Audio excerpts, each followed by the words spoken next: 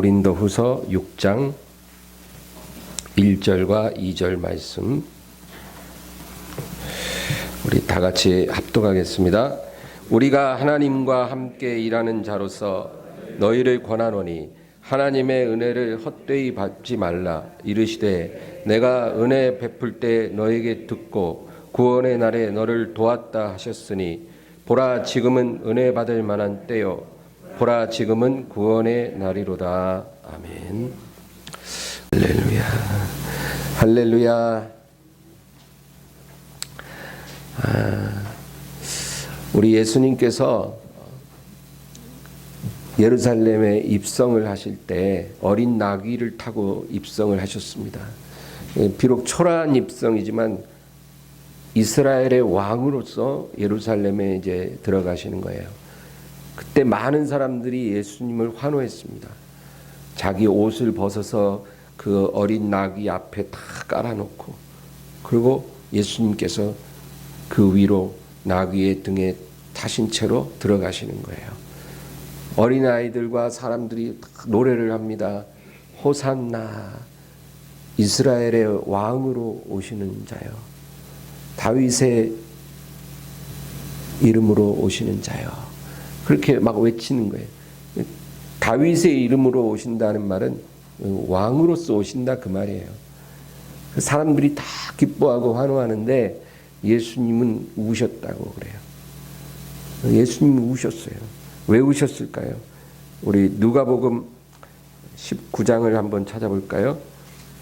누가복음 19장 41절부터 44절 말씀입니다.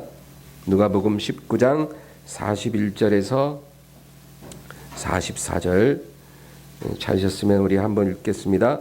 가까이 오사 성을 보시고 우시며 이르시되 너도 오늘 평화에 관한 일을 알았더라면 좋을 뻔하였거니와 지금 내 눈에 숨겨졌도다.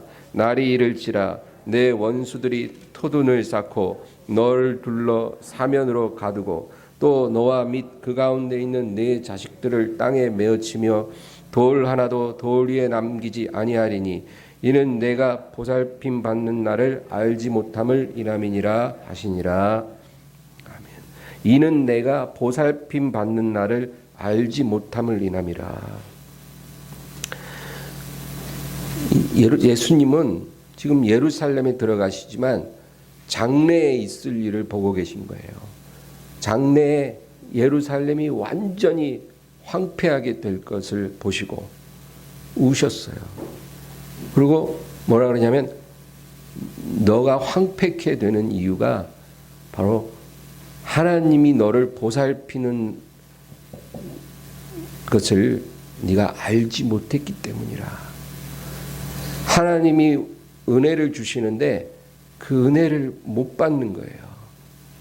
여러분, 하나님이 우리에게 주지 않고 요구하시는 분은 아니거든요. 하나님이 우리에게 은혜를 주시고 열매를 요구하셔요. 그런데 그 은혜를 못 받는 것, 그게 얼마나 큰 비극인지 몰라요. 우리가 은혜 받을 때 은혜를 못 받게 되면 그냥 거기서 끝나는 게 아니고 그 대가를 지불하게 되어 있다는 거죠. 그게 성경이 말씀하는 겁니다. 이스라엘은 수많은 선지자들이 와서 하나님 말씀을 전했어요. 그런데 그 많은 선지자들이 전하는 말을 듣지 않았어요. 그래서 하나님께서 아들을 보내셨는데 그 아들의 말도 듣지 않았어요. 하나님께 돌아오라고 수없이 회개할 수 있는 그런 기회를 주셨는데 그것을 거절한 거예요. 누가복음 14장에는 잔치집 비유가 나옵니다. 한 부자가 잔치를 열어요. 크게 잔치를 베풀고 그리고 이제 사람들을 초대하는 거예요. 초청장을 다 보냈는데 한 명도 안 와요. 어떤 사람은 내가 밭을 샀다. 밭을 샀기 때문에 밭에 나가봐야 되기 때문에 내가 미안하지만 갈 수가 없다는 거예요. 또 어떤 사람은 내가 소를 샀기 때문에 그 소가 건강한지 아닌지 시험해 봐야 되기 때문에 내가 갈 수가 없다는 거예요.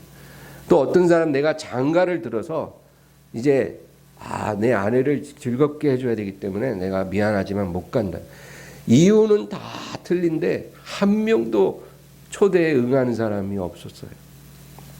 그래서 이 주인이, 부자가 너무 화가 나서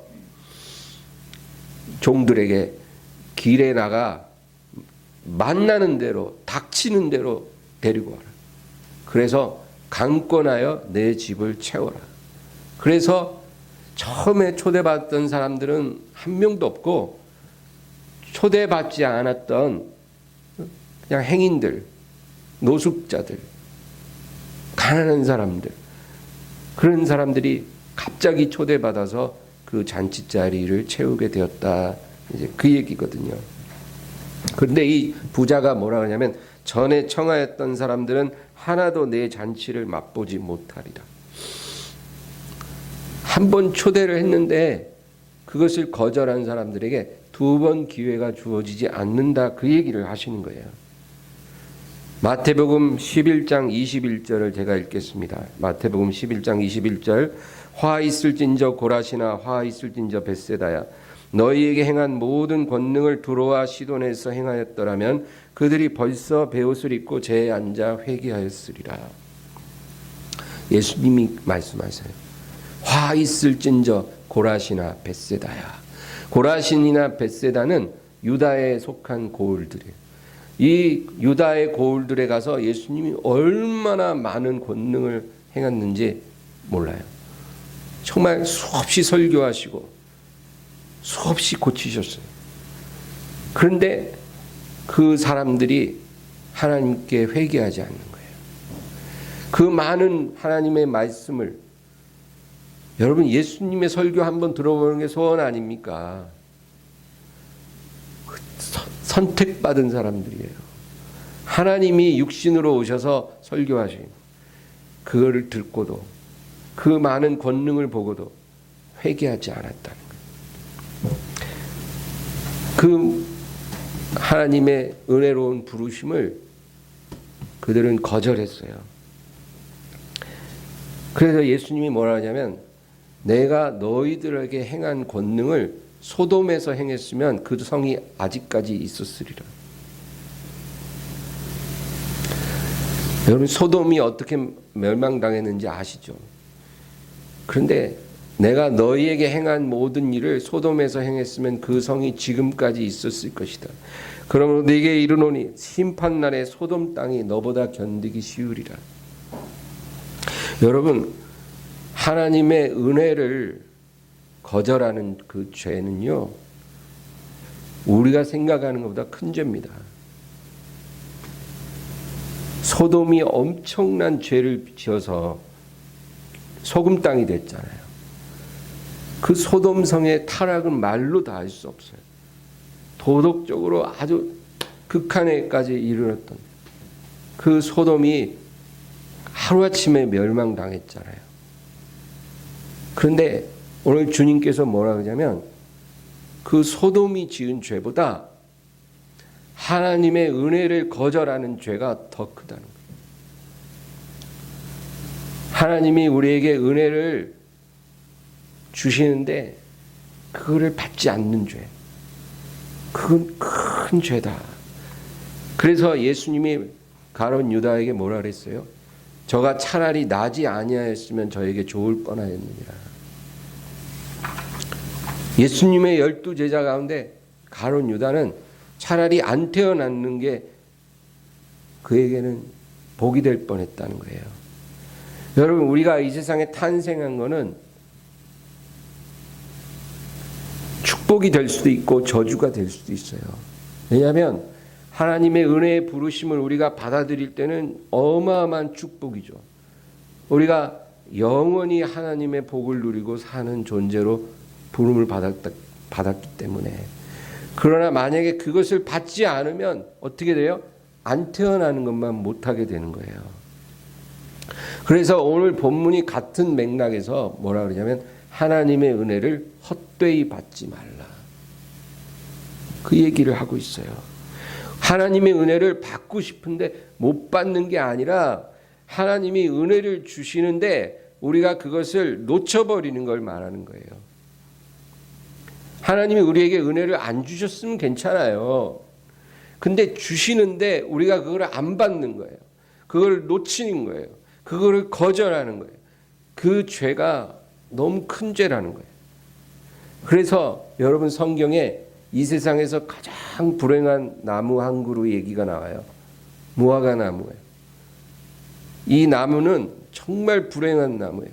왜냐하면 어느 날 아침에 예수님이 예루살렘을 향해 가시다가 시장하신 거예요.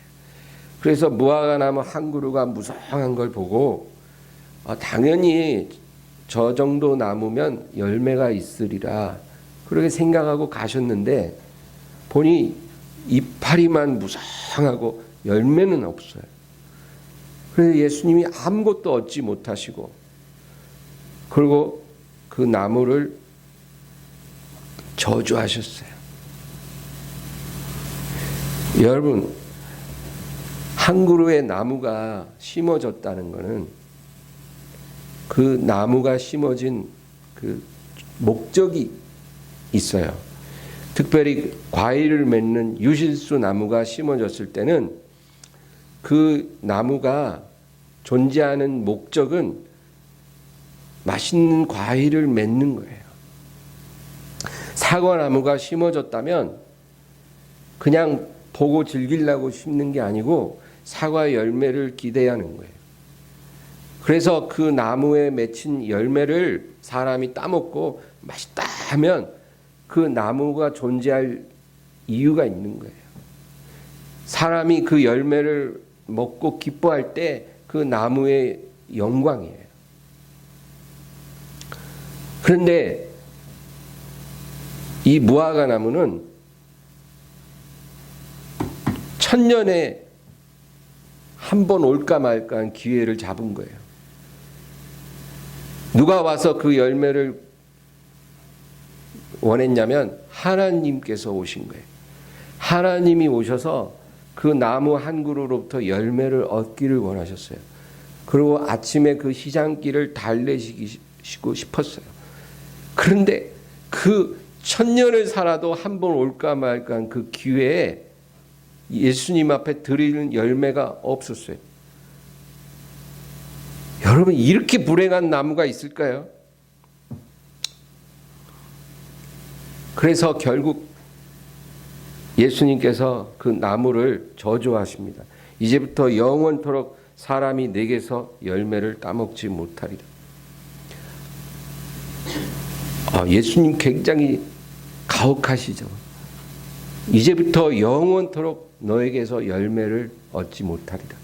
그리고 그 다음날 바로 그 나무는 말라 죽어버려요. 여러분, 예수님이 시장길을 해결하지 못했기 때문에 화가 나서 이 나무를 저주해서 말라 죽였을까요? 정말 그렇게 생각하세요? 뭘 얻으려고 했는데 못 얻으면 바로 죽어라. 그렇게 하신 건가요? 아니에요.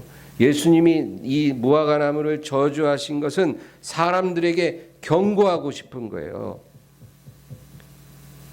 하나님이 열매를 구했을 때 열매를 드리지 못하는 그 죄는 소돔의 죄악보다 더 중한 죄라는 거예요. 그거를 경고하시고 싶은 거예요. 우리가 이 세상에서 아무리 많은 성공을 거둔 사람이 된다 할지라도, 우리 이름이 아무리 유명해지고 아름다워진다 할지라도 하나님이 원하시는 열매를 내가 맺지 못한다면 여러분, 그 인생은 저주받은 인생일 뿐입니다.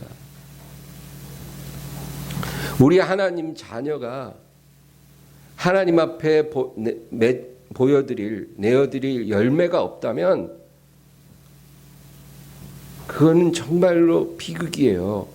그래서 오늘 말씀이 하나님의 은혜를 헛되이 받지 말라. 하나님이 우리에게 은혜 주실 때 그거를 잘 받아야 돼요. 하나님이 주실 때 받으면 열매를 맺어요. 여러분, 나무가 뭐 하는 게 있나요? 하는 거 없잖아요. 그냥 그 자리에 심겨져 있는 거예요. 그런데 나무를 가꾸는 사람이 와서, 농부가 와서 거름 주고 물 주고 막 애를 쓰면 그 나무가 그거 잘 흡수하면 열매를 맺는 거예요. 자연스럽게. 마찬가지로 하나님 앞에 우리가 열매를 맺으려고 뭘 해야 된다는 건 없어요. 무슨 좋은 학교를 들어갈 필요도 없고 뭔가 노력을 해야 되는 게 아니에요. 하나님이 우리에게 은혜를 부어 주실 때 그걸 놓치지 말고 잘 흡수하면 돼요. 하나님이 우리를 은혜로 부르실 때 거절하지 말고 하나님께 순종하며 나아가면 돼요. 그러면 하나님이 원하시는 열매를 맺을 수가 있는 거예요. 열매를 맺어야 된다 그러니까 여러분은 어떤 생각을 하세요? 아휴, 저 돈이 별로 없는데 돈이 있어야 헌금도 하고 좋은 일도 할 텐데, 혹시 여러분 그런 바보 같은 생각하세요? 그런 게 아니에요. 제가 능력이 있어야 봉사를 하죠. 제가 할 줄 아는 게 있어야 뭘 하죠. 이렇게 음악에 재능이 있고 좀 노래도 하고 기타도 치고 해야 내가 찬양도 하고, 또 요리라도 잘해야 내가 또 주방에서 봉사도 하고, 내가 또 재력이라도 있어야 좀 기부도 하고, 내가 할 줄 알고 뭔가 실력이 있어야 내가 열매를 맺을 텐데, 여러분 이런 바보 같은 생각하세요? 그건 잘못된 생각이에요. 하나님이 구하시는 열매는 무엇을 하고 하는 문제가 아니라 우리 인격에 맺혀지는 열매, 우리의 예배를 통해 맺혀지는 열매를 의미하는 거예요. 근데 이런 열매는 하나님이 우리를 부르실 때 우리가 순종하면 맺혀질 수 있다, 그 말이에요. 하나님이 은혜 주실 때 은혜를 받으세요. 하나님이 부르실 때 순종하세요. 그러면 우리 인격에 예수님 닮은 열매가 맺혀지는 거예요. 우리의 삶에 예배의 열매가 맺혀지는 거예요. 그 열매를 하나님 보고 싶다, 그거예요. 너는 이제까지 40년, 30년을 교회에 다니고 나를 믿는다고 하면서 너의 인격 속에 나를 닮은 게 없다. 네가 원래 어떤 사람이었는지 모르지만 네가 나를 따르고 나서 변화된 게 없다. 너는 여전히 화 잘 내고, 너는 여전히 이기적이고, 너는 여전히 부정적이고, 너는 여전히 욕심쟁이고, 너는 여전히 세상 즐거움을 추구하는 그런 사람이다. 나는 너의 인격 속에, 너의 성품 속에 나를 닮아가는 모습을 보고 싶다. 그게 열매예요, 여러분.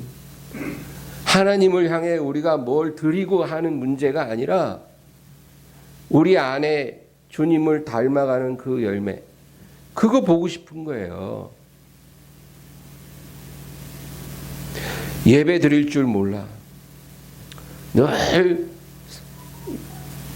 바쁘기만 하던 사람이 하나님 앞에 골방에 들어가서 시간을 들여서 예배 드리는 거예요.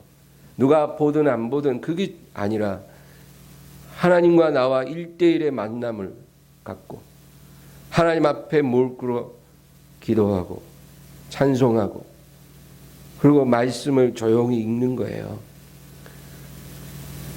예전에 내가 한 번도 그렇게 살아보지 않았는데 그런 예배의 열매가 내 삶에 맺히기 시작하는 거예요. 여러분, 우리가 골방에 들어가서 예배 드린다고 누가 칭찬해 주겠어요? 누가 인정해 주겠어요? 세상 사람들이 그거 좋게 보겠어요? 요즘 예배 드린다고 난리인데. 그러나 하나님 앞에 그런 열매를 맺을 때에 하나님이 기뻐하시는 거예요.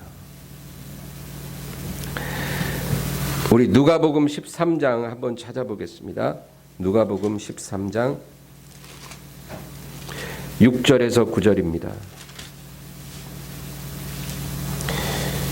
누가복음 13장 6절에서 9절 다 같이 읽습니다. 이에 비유로 말씀하시되 한 사람이 포도원에 무화과나무를 심은 것이 있더니 와서 그 열매를 구하였으나 얻지 못한지라. 포도원 지기에게 이르되 내가 3년을 와서 이 무화과나무에서 열매를 구하되 얻지 못하니 찍어버리라. 어찌 땅만 버리게 하겠느냐. 대답하여 이르되 주인이여 금년에도 그대로 두소서. 내가 두릅하고 거름을 줄이니 이후에 만일 열매가 열면 좋거니와 그렇지 않으면 찍어버리소서 하였다 하시니라. 아멘. 여러분, 이 비유가 우리에게 뭘 말해줄까요?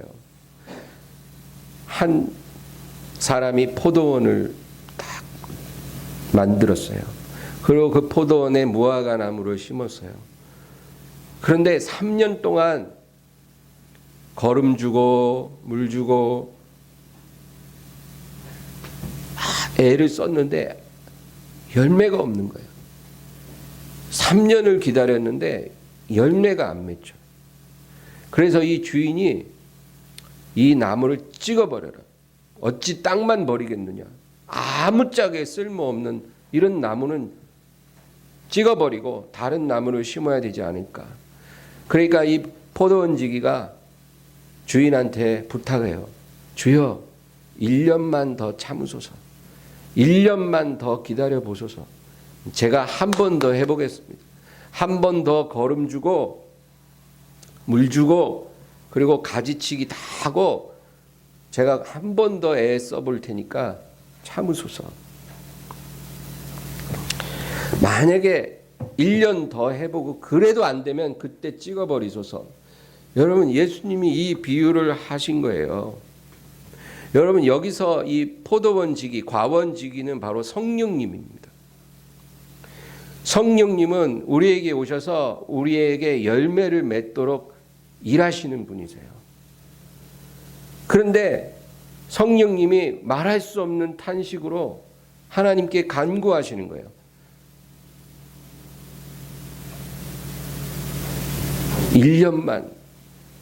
1년만 더 참으소서. 많이 참으셨으나 한 번만 더 참아주소서. 제가 한 번 더 애써 보겠습니다. 제가 한 번 더 이 영혼을 위해 거름 주고 물 주고 가지치기 해서 정말 저 사람이 열매를 맺을 수밖에 없도록 하나님의 진리의 말씀을 주고 기도의 영을 부어주고 모든 환경으로 가지치기 다 해서 세상 것 끊고 멀리하고 하나님께 나올 수 있도록 제가 한 번 더 해볼 테니까 기다려 보소서. 여러분, 열매 맺지 않는 성도를 하나님이 슬퍼하십니다. 열매 맺어야 돼요.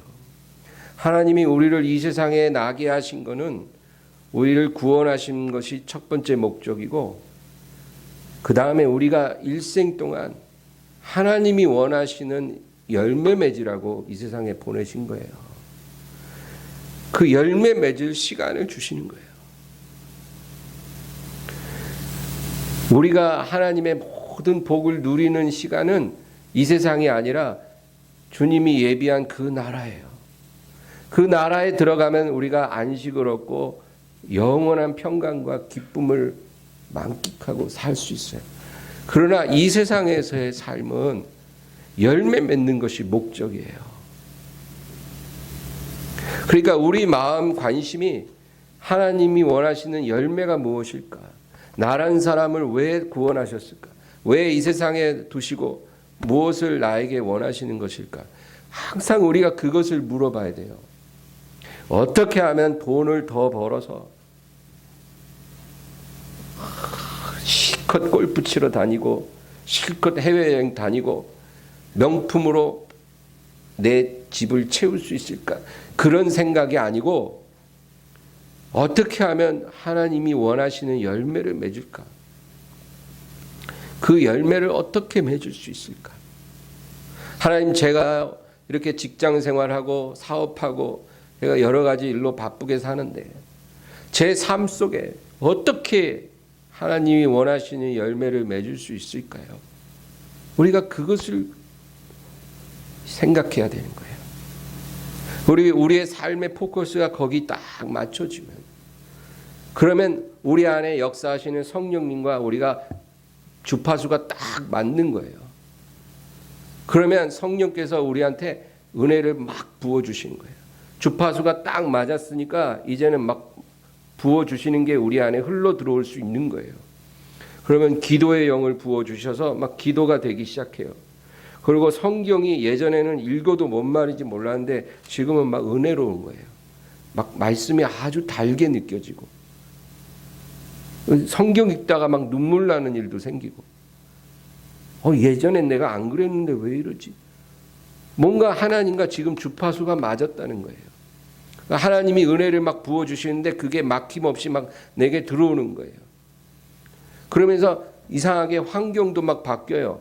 옛날에 그렇게 서로 절친했던 술 친구, 뭐 그런 친구, 세상 친구들이 조금씩 멀어지기 시작하고, 세상 모임에 나가도 기쁨이 하나도 없고, 텔레비전 봐도 하나도 재미가 없고, 그리고 그거 보다 보면 왠지 내 자신이 막 한심하게 느껴지기도 하고, 내가 지금 저녁 시간을 이렇게 보내면 안 되지. 내가 뭘 해야 될까? 갑자기 방에 들어가서 문 닫고 기도하고 싶은 생각이 들고. 여러분, 이런 일들이 다 우리 안에 계신 성령님이 우리를 이끌어 가시는 역사예요. 그러면 그 인도하심을 우리가 순종하는 거예요.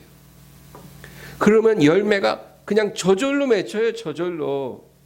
인격이 예수님을 닮아가요. 화낼 일이 생기는데 화가 잘 안 나. 예전에는 화나서 남편과 한바탕 할 일도 이제는 내가 화가 잘 안 나. 예전에는 막 애들한테 막 화를 확 낼 수밖에 없는 상황이 일어났는데도 그게 마음이 왠지 편안해요.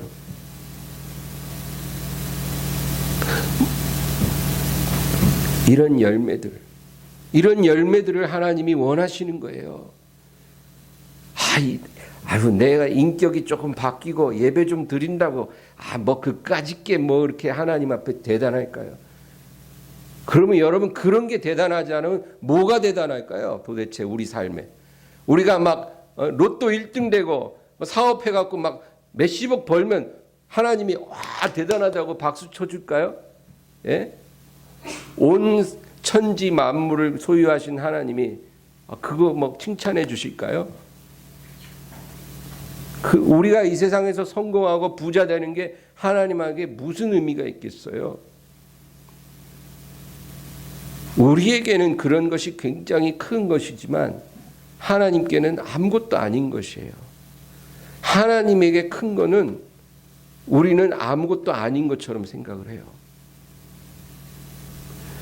여러분, 하나님이 보실 때 크다고 여기시는 그것을 우리도 크게 여기고 하나님 앞에 열매 맺기를 주의 이름으로 축원합니다. 열매 맺어야 돼요. 성령의 열매를 맺어야 돼요. 실패해도 또 일어나고. 여러분, 주저앉지 마세요. 이사야 5장에는 하나님이 무슨 말씀하시냐면, 내가 내 포도원을 조성하고 거기에 극상품 포도나무를 심었다는 거예요.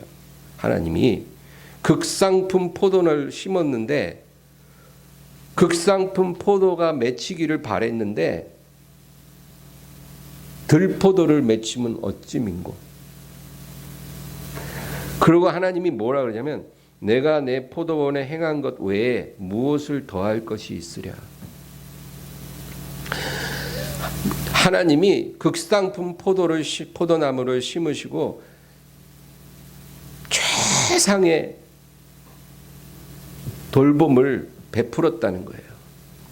그러니까 극상품 포도를 맺힐 수밖에 없도록 하나님이 하셨어요. 더 할 게 없다는 거예요. 그런데 들포도를 맺었어요. 그게 바로 우리의 모습이라는 거예요. 우리가 이제까지 이렇게 살았다는 거예요. 여러분, 하나님의 아픔을 아세요? 만약에 너희들이 천상에서 나의 회의에 참석했더라면 내 마음을 이렇게 아프게 하지는 않았으리라. 하나님이 그런 말씀하세요. 여러분, 우리가 하나님을 볼 수 없고 하나님의 음성을 들을 수는 없지만 성경을 통해서 하나님을 드러내 주시는 거예요.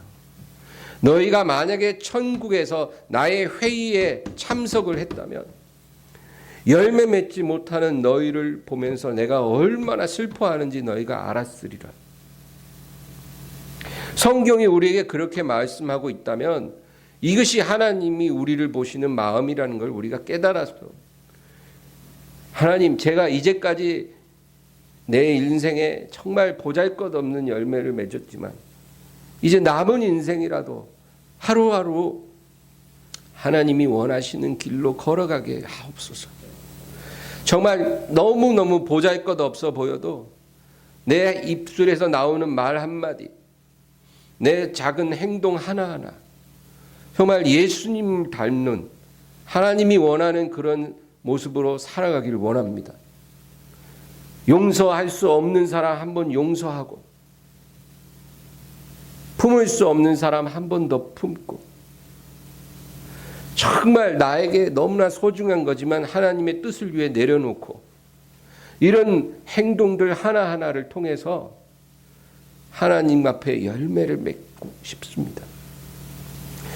평상시 같으면 편안하게 소파에 앉아서 텔레비전 보고 그럴 시간인데 제가 저 구석 방에 들어가서 문 닫고 방석 앞에 무릎 꿇고 하나님 앞에 단 10분이라도 내 마음을 드리는 그런 사람으로 살고 싶습니다. 뭔가 거창한 것, 대단히 훌륭하고 거룩한 모습으로 하루아침에 내가 변하는 게 아닐지라도 하루하루 순간순간 주님께 한 발자국이라도 더 가까이 나아가서 이것이 주님을 기쁘시게 하는 것이 된다면 제가 한번 그렇게 해보고 싶어요. 여러분, 우리가 그렇게 마음 가지고 살아갈 때 그것이 하나님이 보시기에 너무 향기로운 열매라는 거예요. 향기로운 열매.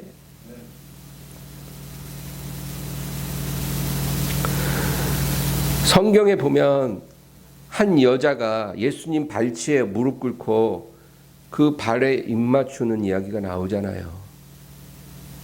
근데 그 여자는 굉장히 아주 뭐랄까, 사람들이 다 흉볼 만한 그런 인생을 산 사람이에요.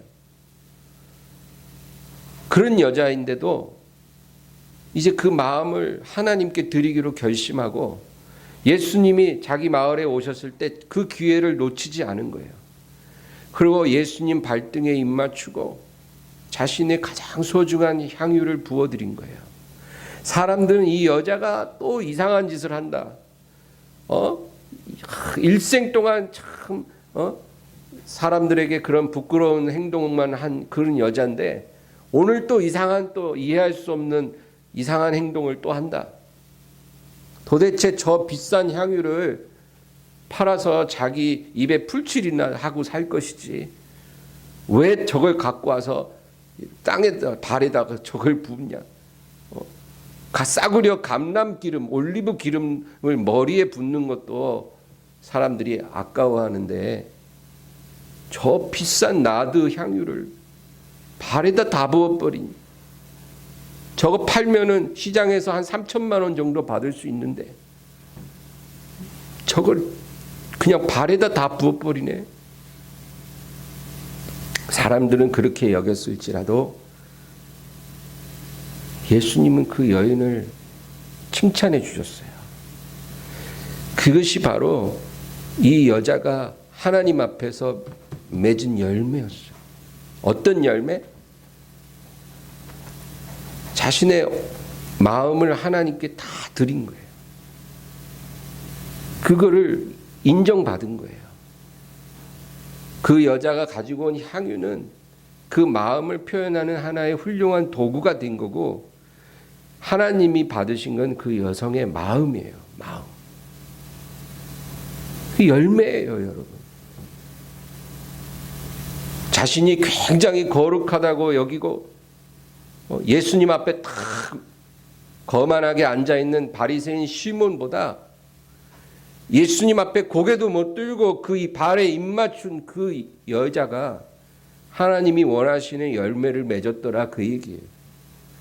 그래서 성경을 읽으면서 우리가 하나님을 위해서 어떤 열매를 맺어야 되는지를 깨닫는 거예요. 오늘 본문 우리 다시 돌아가 보겠습니다. 고린도후서 6장 1절과 2절. 우리가 하나님과 함께 일하는 자로서 다 같이 읽습니다. 너희를 권하노니 하나님의 은혜를 헛되이 받지 말라. 이르시되 내가 은혜 베풀 때 너희에게 듣고 구원의 날에 너를 도왔다 하셨으니 보라 지금은 은혜 받을 만한 때요 보라 지금은 구원의 날이로다. 오늘 본문은 하나님의 은혜를 주실 때 헛되이 놓치지 말라, 그 얘기를 하는 거고요. 그리고 특별히 우리가 하나님의 은혜를 놓치지 않기 위해서 때를 잘 붙잡으라는 거예요. 하나님이 아무 때나 은혜 주는 게 아니라는 거예요. 하나님이 우리에게 은혜 베풀 때 구원의 날이 있다는 거예요. 바로 그때 하나님 앞에 나아가라는 거예요. 하나님의 부르심에 응답하라는 거예요. 내가 은혜 베풀 때 너를 들을 것이고 내가 구원의 날에 너를 도울 것이다. 그렇게 약속하시잖아요. 하나님이 우리에게 기도하게 하실 때가 있어요. 기도할 마음 막 부어주셔요. 막 마음이 심령이 답답해요. 기도 안 하면 막 너무 갈급해서 막 견딜 수 없어. 뭔가 나 기도하고 싶어. 막 그 마음 생길 때 그거 그냥 생기는 게 아니라 하나님이 그 마음 주시는 거예요. 기도할 마음, 기도할 시간, 기도할 장소 이런 것들 하나님이 주실 때 그때가 바로 하나님의 은혜 베풀 때예요.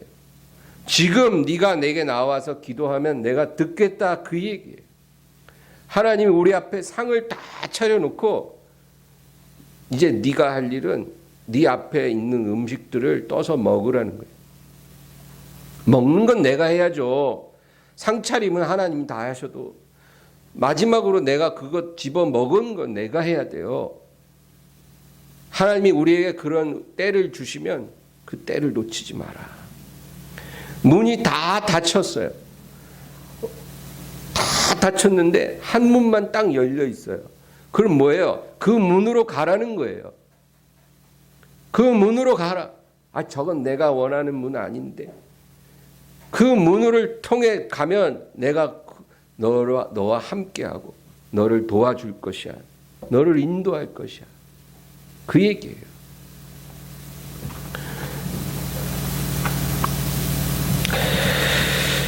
성경에 이스라엘의 역사가 나오잖아요. 어떤 사람들은 우리나라 역사도 내가 모르는데 왜 이스라엘 역사를 공부합니까? 여러분, 이스라엘 역사는 하나님이 선택한 한 민족에 하나님이 어떻게 그들과 함께 하셨는가를 기록한 거기 때문에 우리가 그 역사를 알아야만 해요. 그런데 그 이스라엘의 역사를 통해 우리가 배우는 것은 그들의 실패를 너희는 반복하지 말라, 그거예요. 이스라엘은 실패했어요. 우리가 그걸 보고 그걸 반복해서는 안 된다는 거예요. 이스라엘은 400년간 애굽에서 종살이를 했어요. 애굽 사람을 섬기는 종으로 살았는데 400년 동안 그들은 육적으로 가난했던 게 아니라 영적으로 가난했었어요. 비록 종살이를 해도요, 먹는 건 잘 먹었다는 거예요. 그러니까 맨날 하나님 앞에 원망할 때 뭐라 그래요? 우리가 애굽의 고기가마 앞에서 고기 마음껏 먹고 부추와 마늘 먹고 그랬던 시절이 그립다. 맨날 그 소리 하잖아요. 그러니까 종살이 해도 품삯 받고 먹는 거 잘 먹고 잠 잘 자고 영양 상태 좋으니까 아기도 잘 나갔고 애굽 사람보다 출산율이 월등하게 높았어요. 그러니까 이스라엘은 종이었지만 육적으로는 가난하지 않았어요. 그들은 영적으로 가난했었어요. 영적으로 갈급했어요. 그 기간에 하나님의 말씀을 전해줄 선지자도 없고 하나님의 말씀을 기록한 글도 없고 하나님 앞에 예배를 드리고는 싶은데 예배 드릴 시간이 없는 거예요. 몸이 너무 고단하니까 그냥 예배 잘 안 드리게 돼요. 그리고 하나님을 아는 지식도 부족하니까 어떻게 하나님을 섬겨야 될지도 잘 모르겠는 거예요. 그러니까 육적으로는 배부러도 영적으로는 갈급한 거예요. 그래서 그들이 400년 동안 그 갈급함을 가지고 신음을 하니까 하나님이 이제 그들을 들으시고 하나님 모세를 보내서 약속을 하시는 거예요. 이제 너희가 모세를 따라 애굽에서 나오면 내가 너희를 위해 가나안 땅을 예비해 놓고 그곳에서 영원히 자유롭게 마음껏 나를 예배하고 살아갈 수 있게 해주겠다. 그리고 모든 것이 풍성한 젖과 꿀이 흐르는 그런 땅을 내가 너희에게 줄 것이다. 그렇게 약속을 하신 거예요. 그래서 애굽에서 가나안으로 가야 되는데 그 애굽을 떠나 가나안까지 가려면 광야를 통과해야 되는 거예요. 미디안 광야가 있어요. 그 광야를 약 2년 정도를 지나가야 가나안 땅에 들어갈 수가 있는 거예요. 그런데 그 2년이라는 기간은 400년간 종살이한 그 기간에 비하면 아무것도 아닌 짧은 시간이에요. 그 2년이 아무리 힘들어도 견딜 수 있는 거예요. 왜? 그게 영원한 게 아니라 2년만 참으면 가나안 땅에 들어가는 거거든요. 가나안 땅에 들어가기만 하면 애국과는 비교할 수 없는 자유로움과 풍요로움이 있는 그런 땅이에요. 그러니까 광야를 잠깐만 참으면 된다는 거예요. 그 2년을 지날 때 먹을 게 없잖아요. 그런데 놀라운 일이 일어나요. 매일 아침 들에 나가면 하얀 떡이 떨어져 있는 거예요. 들에. 들이 하얗게 보일 정도로 떡이 떨어져 있어요. 마치 우리가 잘 좋아하는 술떡 같은 그런 모양으로 하얀 주먹만한 떡이 광야에 쫙 떨어져 있어요. 그 만나라는 음식은 여러분 땅에서 작물을 재배해서 나는 것이 아니고 하늘에서 내려오는 거예요. 그러니까 이 세상에 속한 양식이 아니고 하늘에서 내려오는 양식이라는 거예요. 이 지구상의 어떤 민족도 한 번도 그것을 허락받은 적이 없어요. 다 땀을 흘리면서 농사를 지어야 뭔가를 먹을 수 있는데 이스라엘이 애굽에서 먹은 것도 그런 거였어요.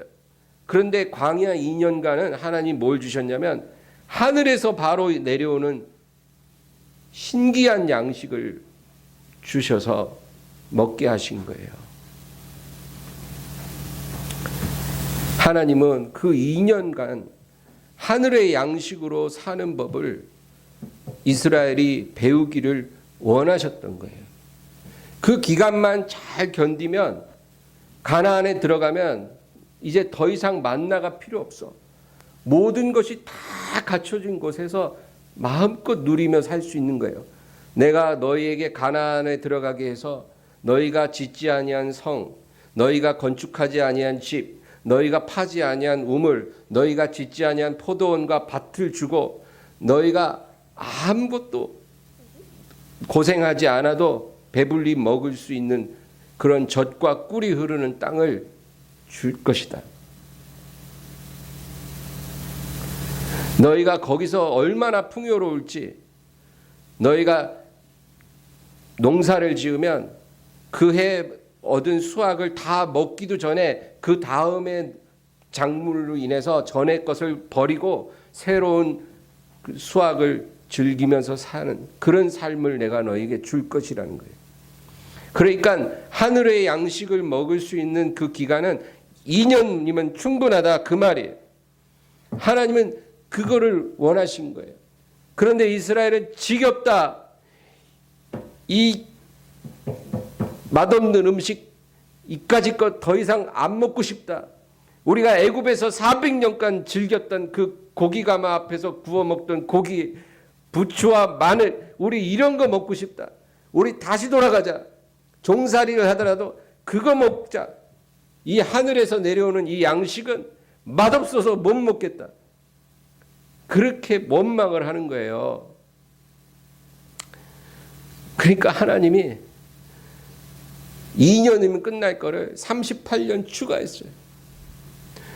그래서 너희 원망한 사람들은 광야에서 다 매장될 것이고 어린 너희 자녀들이 그 땅을 얻으리라. 그리고 우리에게 주시는 메시지는 반복하지 말라는 거예요.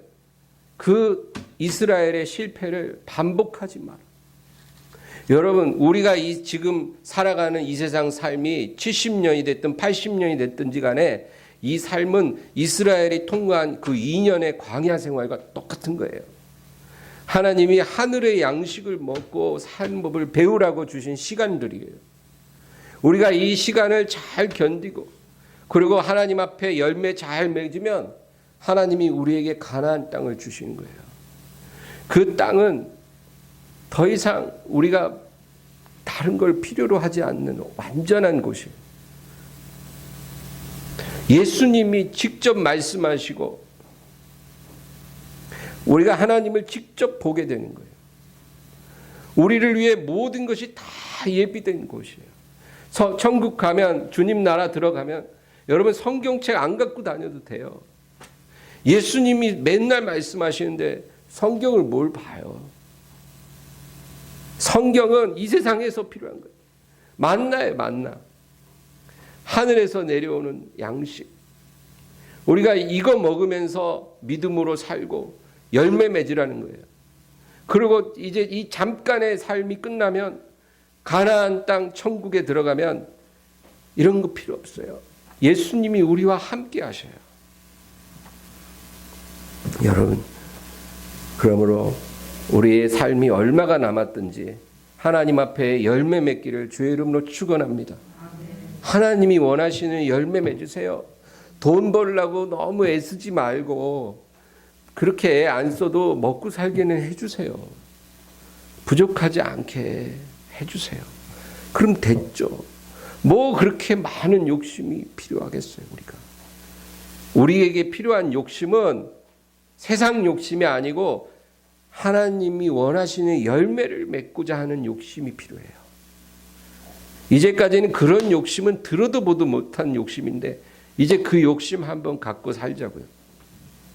그렇게 되기를 주의 이름으로 축원합니다. 말씀을 생각하면서 우리 간절히 기도합니다. 주여